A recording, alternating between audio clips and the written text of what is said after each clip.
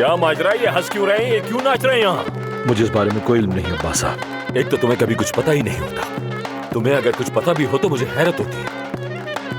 बंद करो ये सब। तुम लोग किस खुशी में नाच रहे हो? आज तो कोई त्योहार भी नहीं है। क्या चल रहा है ये सब? कोई बताएगा ये क्या है? क्या आप मीठा खाएंगे अब्बास साहब? या अल्लाह, यहाँ तुम्हारे पास इतने काम पड़े और तुम यहाँ खड़े होकर मिठाइयाँ बांट रहे हो। हम खुशी मना रहे हैं अब्बास साहब। किस बात की खुशी? कोई लॉटरी निकल आई है या कोई खजाना मिल गया तुम लोगों को?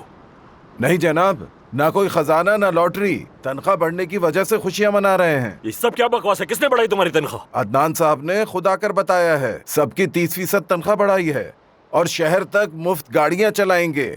बच्चों के लिए डे केयर खोलेंगे ताकि माँ बाप अपने बच्चे वहाँ छोड़ सकें। क्या? अरे कौन सा डे केयर? तुम बोलो तो तुम्हारे बच्चों के लिए डायपर्स भी खरीद के दे दूं तुम लोगों को। कोई इजाफा नहीं होने वाला तुम लोगों की तनख्वाहों में। 30% तो बिल्कुल नहीं।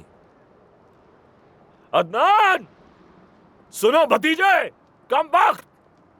देखो जरा, इनका तो दिमाग घूम गया।